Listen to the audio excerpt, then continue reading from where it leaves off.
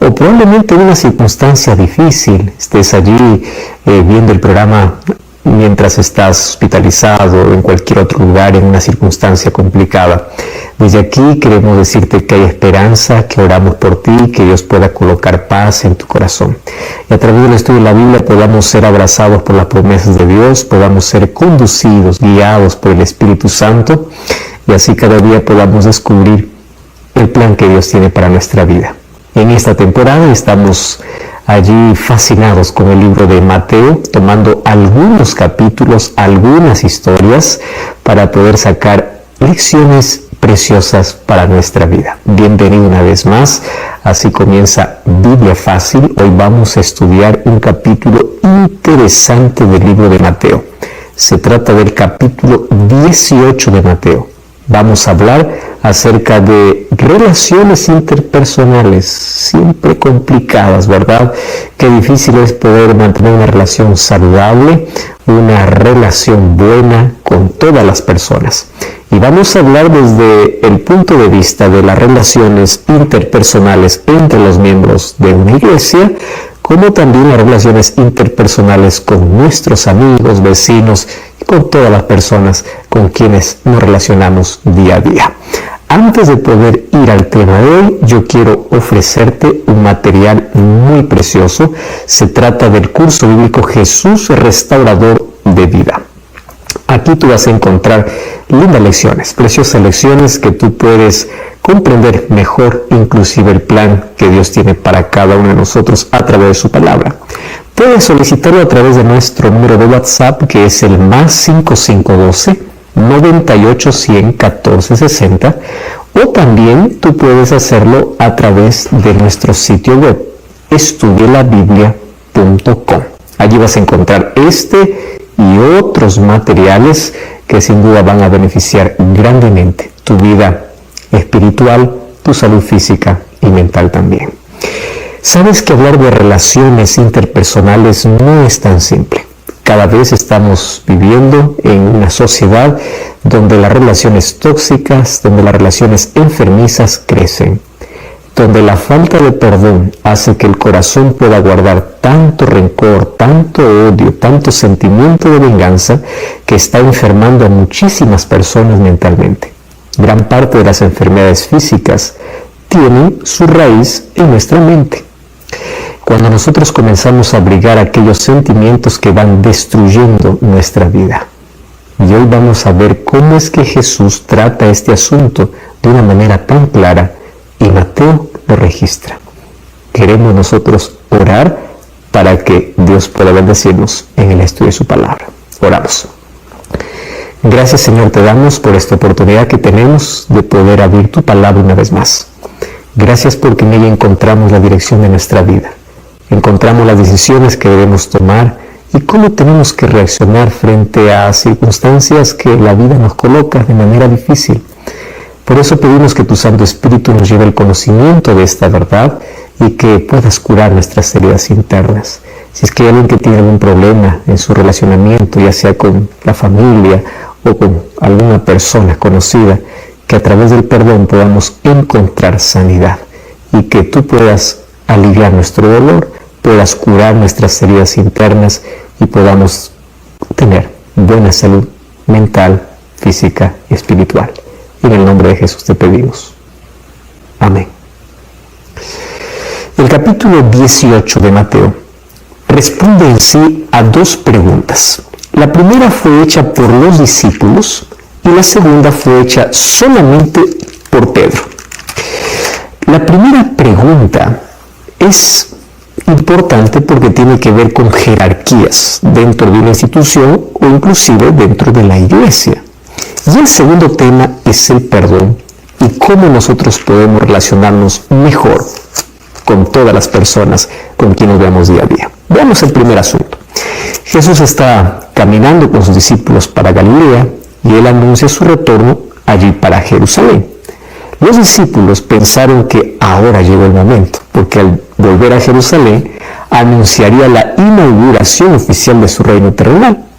Y ellos comenzaron a discutir entre ellos quién sería el más importante en el reino. Aquí viene la cuestión de jerarquías, que son muy propias de las instituciones humanas. Y claro, este era un asunto que merecía una explicación clara. Los discípulos querían saber cuál de ellos sería el más importante dentro del reino de Cristo. Eso era lo mentalizado. Ahora, lo que ellos no imaginaban, que Jesús no había venido a instaurar un reino terrenal, era un reino espiritual. Y allí viene la pregunta, Mateo capítulo 18, versículo 1, ¿quién es el más importante en el reino de los cielos? ¿O quién es el mayor? Y sabes que su pregunta estaba relacionada obviamente con la jerarquía política del reino. Algo así como, ¿quién sería el primer ministro en tu reino? ¿O quién sería el vicepresidente? ¿O quién estaría después de Jesús? El puesto no existía, pero ellos ya lo querían. Peor aún, el reino que ellos pensaban estaba solo en su mente, estaba en su imaginación. Y aquí dos graves errores se ve. Primero, confundir la iglesia con la política, o el reino de Dios con la política. Y segundo, actuar como si todo lo que existiese en nuestra imaginación realmente es la realidad. Y toda vez que estos errores se repiten, pues producen un daño parecido, porque ahí aparece la semilla de la confusión que solo multiplica su propia realidad en muchas otras confusiones. Y Jesús aclaró muy bien este asunto. A partir del versículo 2 al versículo 4 dice así: llamando Jesús a un niño, lo puso en medio de ellos y dijo: de cierto os digo, si no os volvéis y os hacéis como niños, no entraréis en el reino de los cielos. Así que cualquiera que se humille como este niño será el mayor en el reino de los cielos. No está diciendo que tengas una conducta infantil, sino que qué cosa es lo que tenemos que imitar de los niños. Mira, la roca donde se funda la iglesia es Cristo y es la palabra de Dios. Y Jesucristo como la palabra encarnada. La Biblia es la palabra escrita. Ahora, la humildad es el principio básico en las relaciones entre los miembros y las relaciones entre los líderes y los demás. Por eso Jesús llamó a un niño y lo puso en medio de ellos y dijo así: les aseguro, a menos que ustedes cambien y se vuelvan como niños, no entrarán en el reino de los cielos. O sea, aquí Jesús no podría haber elegido un ejemplo mejor. Delante de ellos estaba la sencillez de un niño sin pretensiones, el olvido de sí mismo y el amor sin interés, como lo tiene un niño. Un modelo visible para el cambio que Jesús está pidiendo y quiere hacer en nuestra vida. Ahora, antes de buscar un puesto en este reino, primero tienen que preocuparse por entrar al reino. Y para entrar tienen que cambiar, dice Jesús. Y este es un cambio en la mente. Ustedes tienen que pensar de otra manera. O sea, la mente del reino, o de aquellos que están en el reino, es como la mente de un niño. Sin política, sin ambiciones, sin posiciones. La ambición por el puesto más elevado es un invento de Satanás. Recuerda que él quería ser igual que Dios. Y esta ambición introdujo el pecado en el universo. Y luego vino el gran conflicto entre el bien y el mal. Y esto costó la muerte de Jesús. No se puede traer ese mismo conflicto a la iglesia o a los participantes del reino de los cielos. Por eso es que la mente que se ensalza a sí misma tiene que ser cambiada por una mente humilde, una mente que ensalce a Dios. Y aquí viene el principio de la humildad, que es básico, de mayor prioridad para las relaciones fraternales y también para las relaciones entre los miembros de la iglesia. La jerarquía de la humildad no tiene jerarquía de posiciones, tiene simplemente actitudes de servicio. Tiene un espíritu pacífico, tiene relaciones de afecto, tiene la grandeza que se mide solamente con la vara divina, no con las ambiciones de los seres humanos pervertidos por el enemigo de Dios. Ahora, quien se humille como un niño, Jesús dice, este es el mayor. Y en base a esto, Jesús coloca 4 principios. Quiero repasarlo contigo. El primer principio es el principio de aceptación. Mateo capítulo 18, versículo 5. Dice, el que recibe en mi nombre a un niño como este, a mí me recibe.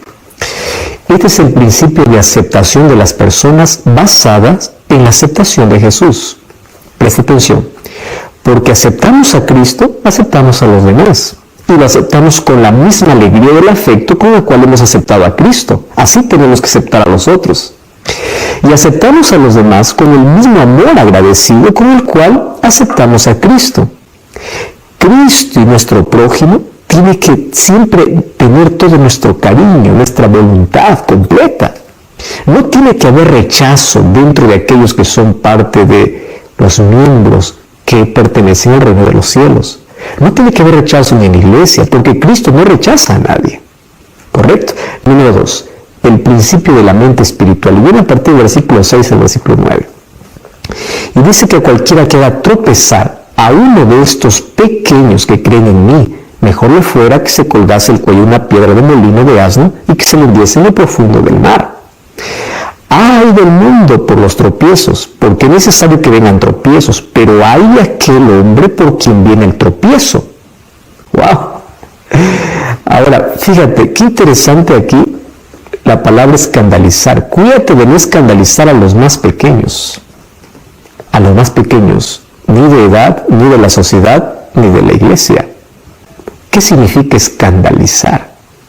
Por supuesto, aquí incluye la capacidad de no producir escándalos, es verdad, pero hay más que eso. Escandalizar tiene otras cosas que tenemos que ver. Primero, empecemos por el sentido más elemental. Significa que no tenemos que inducir a nadie a cometer pecado.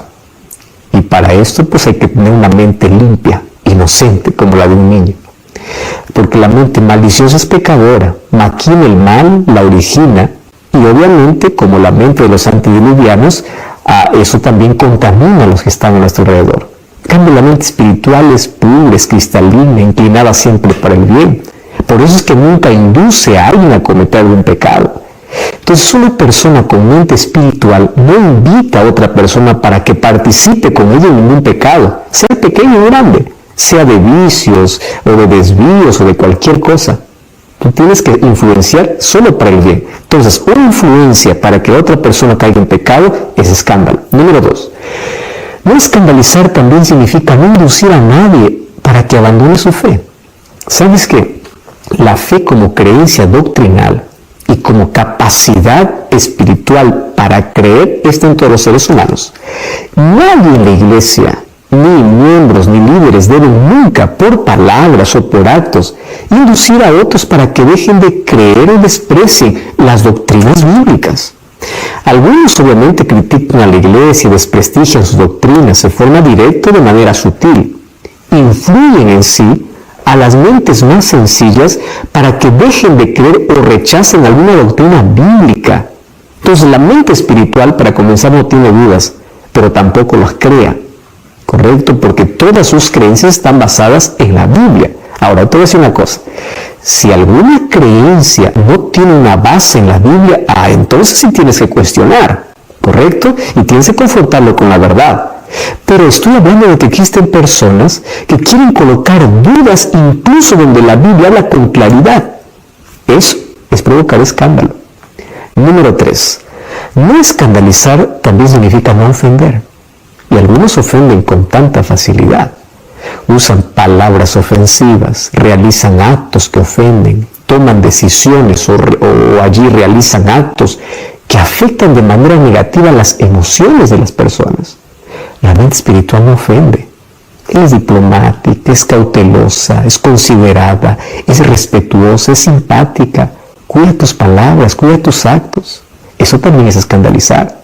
Y número 4, no escandalizar significa no producir desconfianza o aborrecimiento contra alguien. Sabes que la mente espiritual no juzga de manera desfavorable a las personas. La mente espiritual confía, obedece, es justa y no desprecia a las otras personas. El mundo hace pecar a mucha gente, eso es lo que dice la Biblia, y esto para ellos parece natural. Pero ay, dice, de aquellos que ocasionan todo eso. Y agregó, dice que aquel que hace pecar a los demás, o sea, primero pecas tú, pero luego haces pecar a los demás, pues tú estás llevando una condenación mayor. Cualquier cosa que tengas en ti que te arrastra al pecado, échala de ti, dice Jesús. Aunque esto sea tan querido por ti, aunque eso signifique como arrancar una mano, un pie, un ojo, porque es mejor que tú puedas entrar en el reino de los cielos sin esto que lo conserves. Está hablando, aunque esto te cause dolor en la vida, deséchalo, eso dice el versículo 9, desecha, apártalo de tu vida. Si te das cuenta, la primera parte del capítulo 18 habla de dos asuntos importantes. La primera, de cómo tiene que ser nuestra actitud.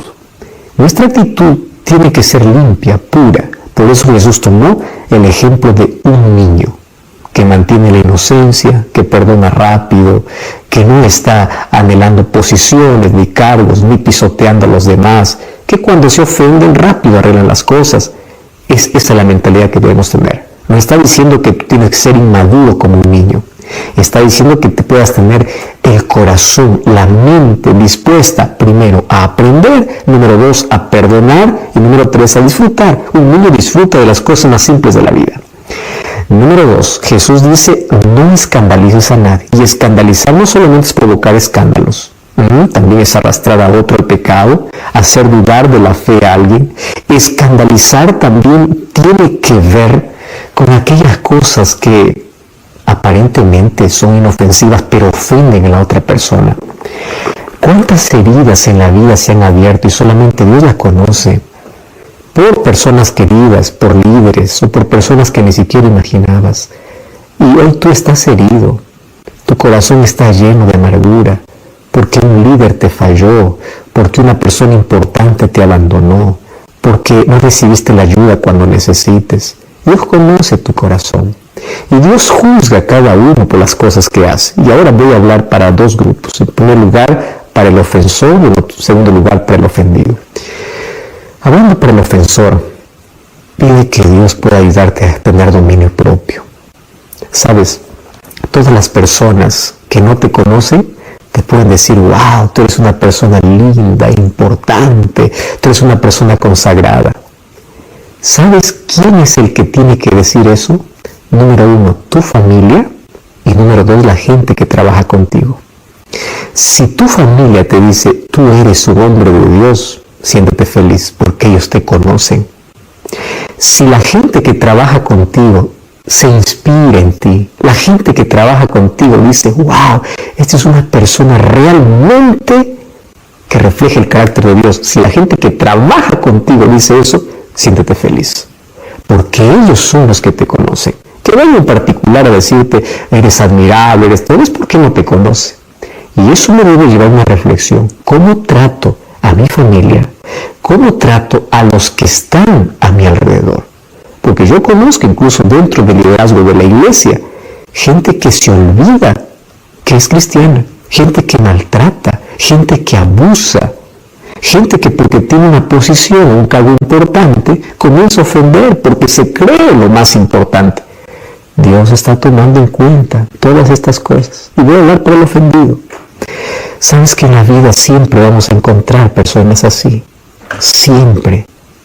Y si nosotros no aprendemos a buscar un refugio en Dios, llenamos nuestro corazón de amargura, comienza a perdonar, porque el perdón es el siguiente tema que Jesús va a tratar. El perdón no es un bien que se hace al ofensor, el perdón es un bien que te haces a ti mismo, porque el rencor lo que hace es envenenarte, quitarte la salud mental y la salud física. Entonces tienes tantas heridas, por favor, coloca en las manos de Dios, perdona y pide que Dios te ayude a continuar siendo una persona fiel, leal, obediente, pero sobre todo sin amargura en tu corazón, que eso te daña grandemente en la vida. Jesús aquí nos está enseñando jerarquías y relaciones, bajo un solo principio, humildad. Aquel que es humilde, no importa la posición donde esté, aquel que sabe reconocer sus errores, aquel que sabe tratar bien a los demás, aquel que trata con amor, esa es la verdadera jerarquía dentro del reino de los cielos. No es alguien que se olvida quién es porque se cree más importante. No es alguien que abusa de los demás creyendo que él tiene la última palabra y no está dispuesto a escuchar a nadie. Es alguien que es humilde. Y un humilde es alguien que camina con Cristo. Que la mayor marca de tu vida por el cual tú seas conocido sea por el amor que das y por lo humilde que eres. porque ese es el mayor título, ese es el mayor cargo que tienes que mirar en la vida. Humildad. Más allá de cualquier función, más allá de cualquier cargo, más allá de cualquier título, que tu mayor título sea la humildad y que tu mayor marca en las demás personas sea el amor que brindas. Porque solo así viven, dice Jesús, aquellos que son llamados al reino de los cielos. Si es que tu actitud es diferente, habría que reconsiderar mucho y habría que arrepentirse de corazón, pedir perdón a quienes ofendemos y a partir de hoy pedir que Dios pueda ser reflejado. Y 11, allí dice, no menospreciéis a uno de estos pequeños. O sea, sean justos en valorar a las personas. No les den un valor menor de lo que realmente tienen. ¿Y cuál es el valor que tiene una persona? Hay un principio general. Nadie vale menos que el sacrificio de Cristo en la cruz. Él hubiera muerto por un solo ser humano. Entonces, no valoremos a nadie por debajo de ese nivel. Valora a todos por igual. Jesús dio otro elemento para pedir que nadie sea valorado por debajo de lo que vale. Y sabes, en Hebreos 1, 13 y 14 dice que el ángel sirve a cada persona o está al lado de cada persona y ve constantemente a Dios. Y Dios recibe toda la información, Él sabe lo que sucede con cada persona. Y si tú menosprecias a alguien, Dios lo sabe. No solo porque lo sabe en sí mismo, porque es omnisciente, sino también porque los ángeles registran todo. O sea, no permitas que un ángel tenga que informar a Dios sobre la necesidad de una ayuda para alguien por causa tuya. Entonces, no menosprecies a nadie a causa del valor que Jesús le concede a cada ser humano. Y el valor que le concede inclusive los propios ángeles. ¿Cómo nosotros que estamos al servicio de Jesús y también trabajamos en armonía con los ángeles, vamos a valorar menos a las personas, menos del valor de lo que realmente son? Esto no debe ser así. Tiene que haber armonía total entre nosotros y Jesús y entre los ángeles, así como todos los ángeles están en armonía con Dios. Y este es un principio vital de las relaciones. No desvalorices a nadie, trata a todos por igual, porque todo va en la sangre de Cristo. Y allí viene el cuarto principio, de no perder a nadie. A partir del versículo 12 al versículo 14, la parábola de la oveja perdida. La parábola comienza así. ¿Qué les parece?, preguntó Jesús. Si un hombre tiene 100 ovejas y se pierde una de ellas, ¿no dejará las 99 para ir a buscar a la que se perdió? Entiendan bien, dice Jesús. Ahora habló de las ovejas que están dentro del redil.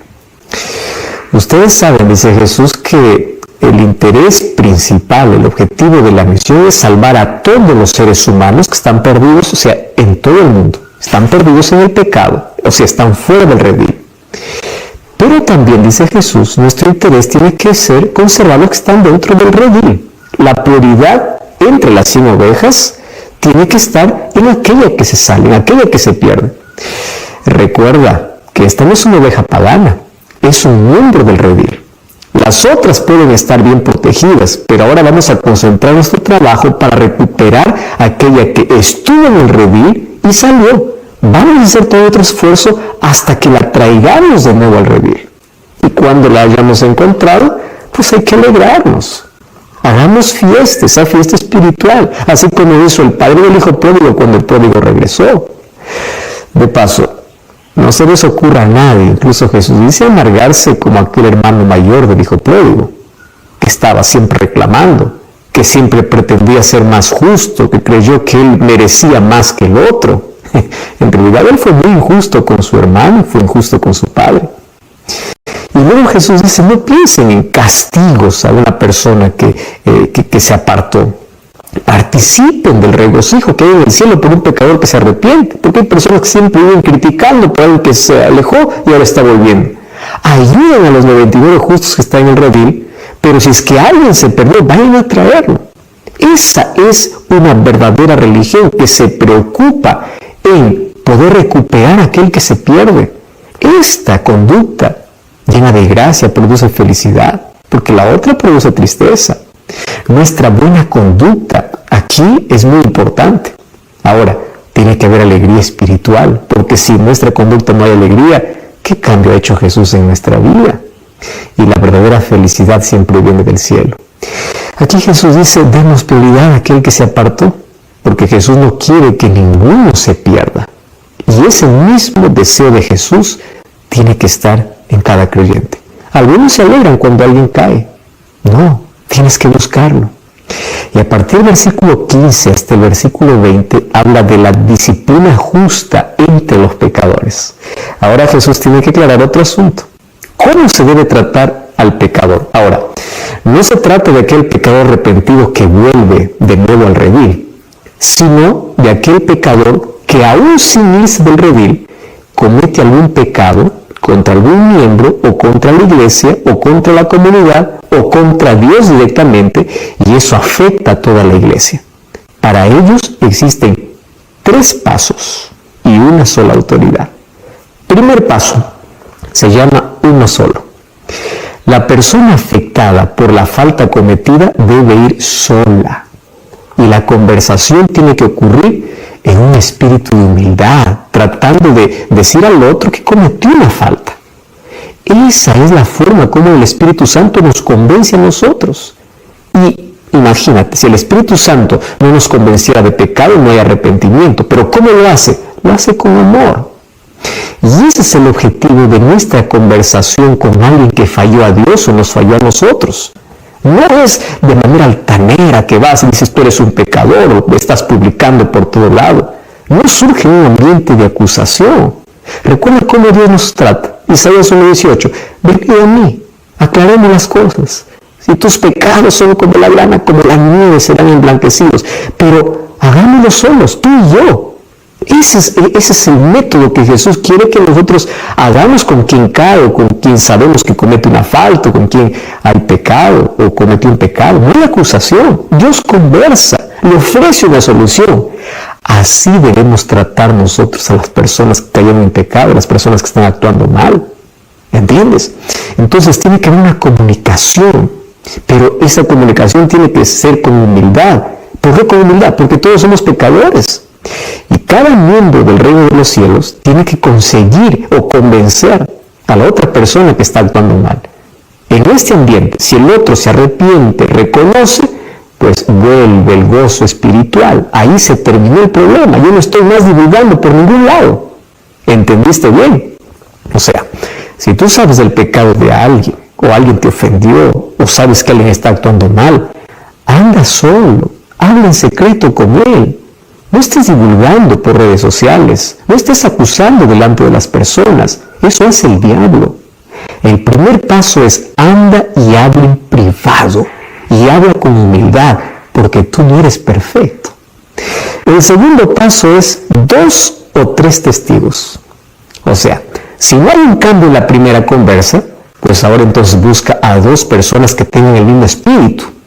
Y de nuevo a una conversación humilde. Ahora, ¿sabes? Si es que esto produce en el otro arrepentimiento, entonces genial. Pero si es que no produce arrepentimiento en el ofensor, estos serán testigos del rechazo y la persistencia en el pecado. Allí recién va a comenzar un proceso probablemente de disciplina, pero no te apresures a disciplinar a alguien. Ofrece siempre una oportunidad a través de la iglesia, ¿correcto? Y en tercer paso, ahora recién necesita conocer toda la iglesia, no toda la comunidad, solamente la iglesia. Después de que la iglesia recibió el informe de que primero fuiste de manera personal, no se arrepintió, continúa haciendo lo mismo, fuiste con 2 o 3 personas y él rechazó y persiste y es orgulloso y no reconoce y no se humilla, ahora sí Jesús dice recién disciplina, o sea, recién ahora es separado, apartado. ¿Y cuál es la autoridad? Jesús habla de la autoridad, y la autoridad en la que lo coloca la iglesia, y la iglesia tiene que actuar de acuerdo a lo que Jesús pide, no de manera apresurada. Y el versículo 18 dice, de cierto os digo que todo lo que usted desata en la tierra será atado en el cielo, lo que desata en la tierra será desatado en el cielo. Está hablando de un acto disciplinario, está hablando de la decisión que toma la iglesia frente a alguien que cometió un pecado pero siguió todos los pasos.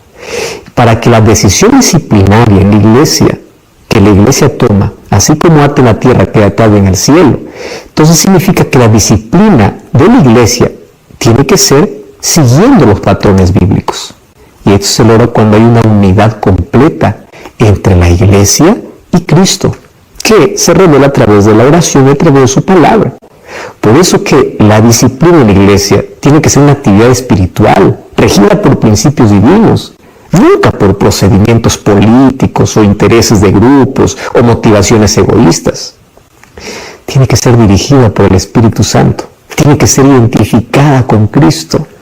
Así será una autoridad espiritualmente respetable y hay que respetar esas decisiones. Y esto nos lleva nuevamente a la pregunta inicial que hicieron los discípulos: ¿quién es el más importante en el reino de los cielos o en la iglesia? La respuesta es simple: Cristo. Él es. Y lo que Él nos pide, cómo tenemos que actuar, eso es lo que tenemos que hacer. No existe un ser humano que pueda o que quiera sobresalir o porque tiene un cargo, una función, comienza a pisotear a los demás. Tiene que someterse al más importante del reino, que es Cristo.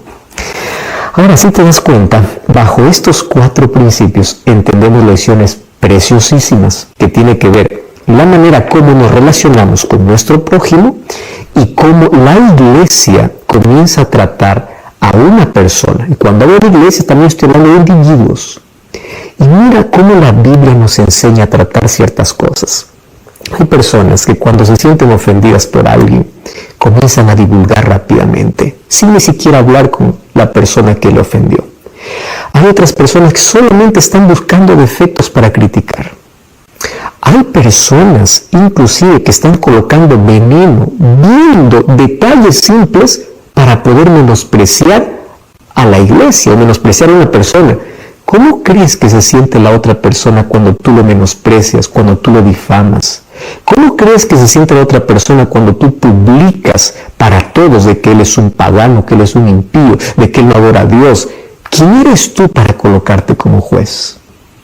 ¿Estás entendiendo que si tú ves que hay alguien que está desviándose, alguien que está equivocado, alguien que cometió una falta, habla con él? Para eso existe la privacidad, para no romper la unidad, porque si tú simplemente te colocas como acusador, te estás colocando de parte de Satanás, porque Satanás es el único que acusa, es el único que difama. Por eso es que nosotros tenemos que ser cautelosos. ¿Alguien te dijo algo de alguien? No reacciones de manera apresurada. Primero tienes que tener la seguridad de que esa información es correcta. Número 2, ¿sabes de alguien que está cometiendo un pecado o alguien te ofendió? Habla con él, conversa con él. Si esa persona se arrepiente, se humilla, ahí se acabó todo. No estés divulgando, no estés difamando, no estés creando otras cosas que van a dañar la imagen de la persona. Trata a las personas como Cristo te trata. Y para ello necesitamos tener el carácter de Cristo. Mateo nos muestra cómo Jesús trata de colocar en nuestra mente la manera como debemos relacionarnos con los demás. ¿Cómo te gustaría ser tratado si tú caes? ¿Cómo te gustaría ser tratado si tú pecas? ¿Cómo te gustaría ser tratado si tú en algún momento te equivocas? Así trata a los demás. Así trata a aquel que cayó. De esa manera debes tratar a aquel que se desvió del camino. Debemos controlar nuestras emociones y debemos permitir que el Espíritu Santo guíe nuestras decisiones. A través del capítulo 18 ya descubrimos cómo debemos valorar a las personas. Nadie debe ser valorada menos de lo que vale y todos valemos la sangre de Jesús. ¿Cómo deben ser tratadas las personas?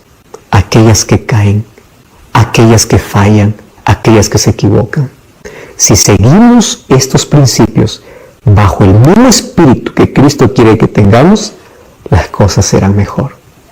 Esa es la manera como Cristo quiere ser reflejado en la vida de todos aquellos que son llamados a formar parte de su reino.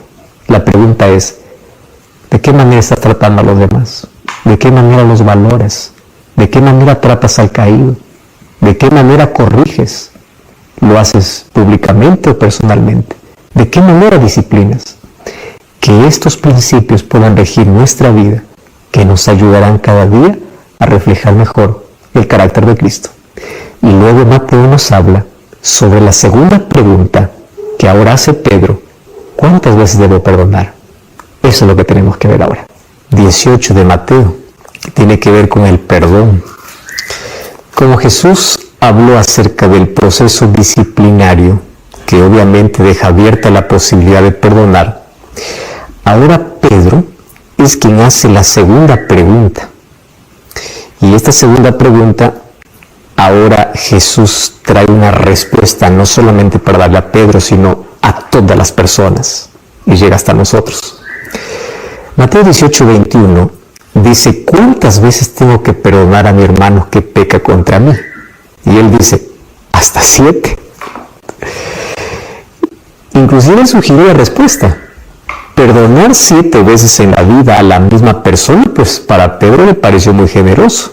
¿Y por qué 7 veces? Bueno, el texto no lo revela, pero se dice que los rabinos, interpretando allí algunos textos de la Biblia, ellos decían que se podía perdonar hasta 3 veces. Así que Pedro fue generoso y dijo: bueno, 7 está bien, es más que el doble. Y en el versículo 22 dice que Jesús le dice, pues, ni siquiera 7, sino hasta 70 veces 7. Perdona a tu hermano todas las veces que te pida perdón. El perdón no tiene límite. Perdona siempre con la buena voluntad, sin anotar, sin llevar en cuenta. No sea que se te ocurra hacerle recordar las veces que le has perdonado, y eso ya no es perdón. Y aunque aquí la pregunta estaba bien respondida y bien clara, Jesús agregó a eso una parábola. Y a través de esa parábola, pues daría una idea más completa de lo que significa el perdón y por qué debemos perdonar. Porque no es solamente la cantidad de veces que debemos perdonar, que debe ser limitada, sino también lo importante es la calidad del perdón que nosotros debemos otorgar. Tiene que ser de todo corazón. Y a partir del versículo 23 al versículo 35 cuenta la parábola de 2 deudores. Y ahí dice: por lo cual el reino de los cielos es semejante a un rey que quiso hacer cuentas con sus siervos. Y comenzando a hacer cuentas, le fue presentado uno que le debía 10,000 talentos. A este, como no pudo pagar, ordenó a su señor venderle a él, su mujer y sus hijos y todo lo que tenía para que pueda pagar la deuda. Entonces aquel siervo postrado le suplicaba, diciendo: Señor, ten paciencia conmigo, yo te pagaré todo. El señor de aquel siervo, movido a misericordia, le soltó y le perdonó toda la deuda. Pero saliendo aquel siervo, halló a uno de sus consiervos que le debía 100 denarios. Y haciendo de él lo ahogaba, diciendo: págame todo lo que me debes.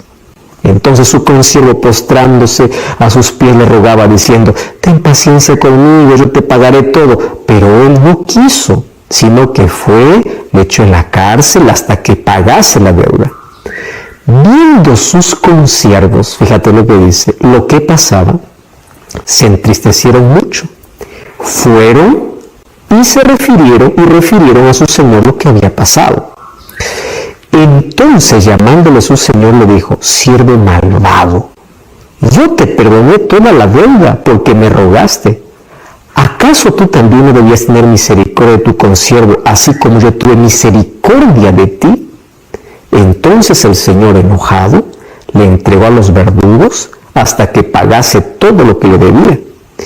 Así también mi Padre Celestial hará con vosotros si no perdonáis de todo corazón a cada uno de su hermano sus ofensas. ¿Sabes que esta historia es realmente muy fuerte?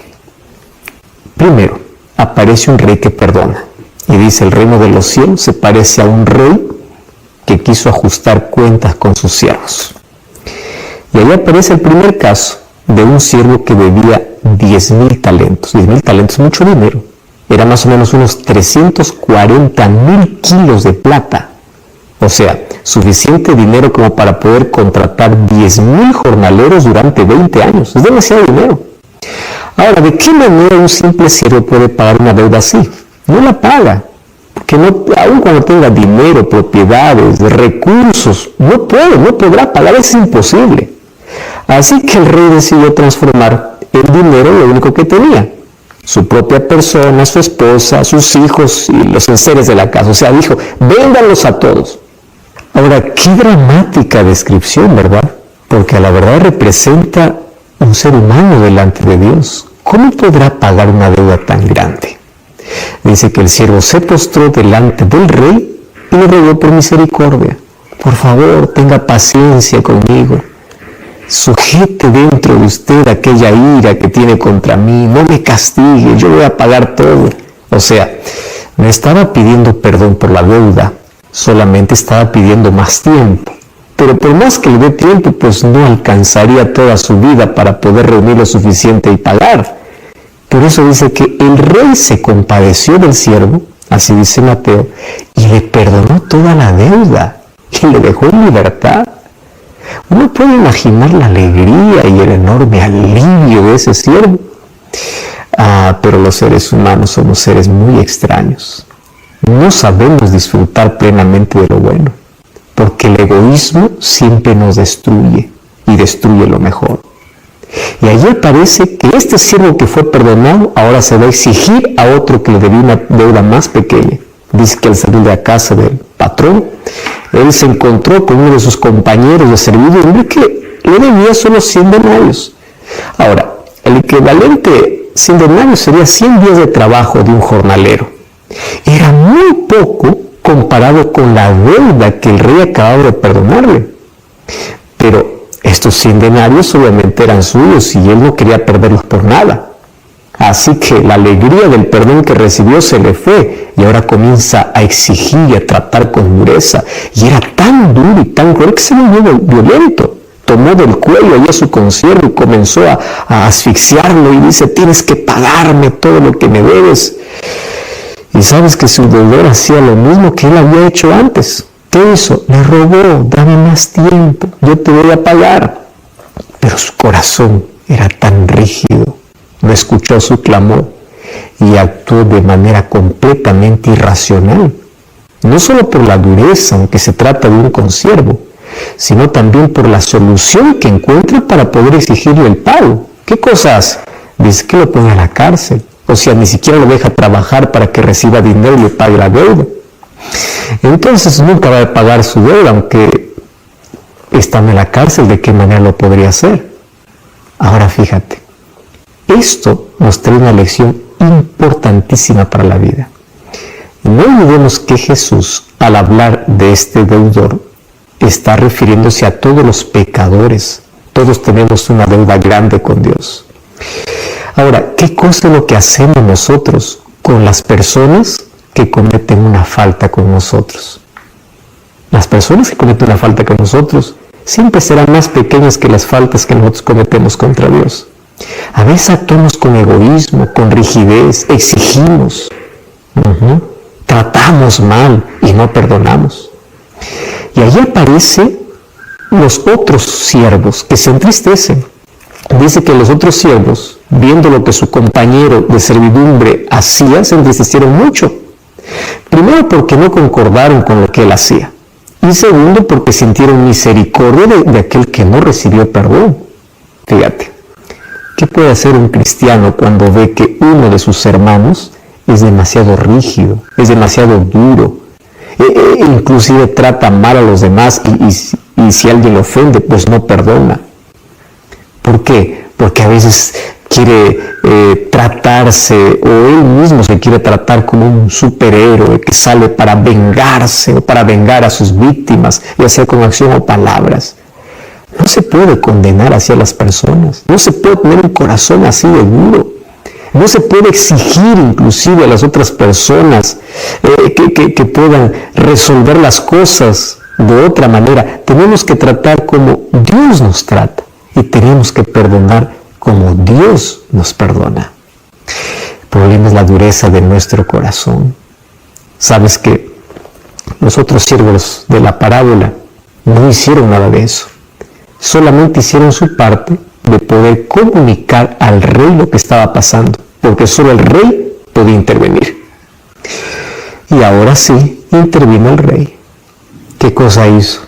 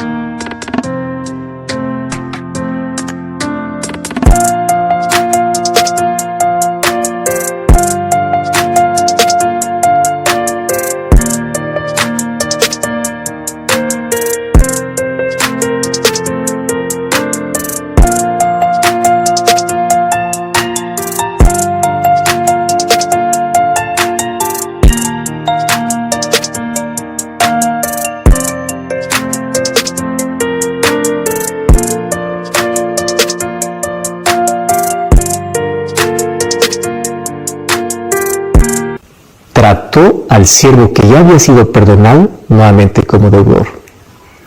Ese siervo perdió el perdón del rey por no haber perdonado a su consiervo. Y Jesús aquí estaba enseñándonos una lección. Lo que nos enseñó en la oración del Padre Nuestro: perdona nuestras deudas como nosotros perdonamos a quienes nos ofenden. Sabes que el perdón que otorgamos es la medida del perdón que recibimos. Si no perdonamos las faltas de alguien que nos ofende, ¿cómo yo voy a pedir perdón a Dios cuando le ofendo con mis pecados y mis faltas son mayores? Y Jesús aquí concluye su discurso diciendo que de la misma forma que el rey trató a ese siervo deudor, tratará el Padre a aquellos que no aprenden a perdonar de corazón a su hermano, o aquellos que perdonan simplemente de palabra, mas no de corazón. Hablar del asunto del perdón probablemente puede llenar de tanta amargura a más de una persona, porque puede ser que te han herido tanto.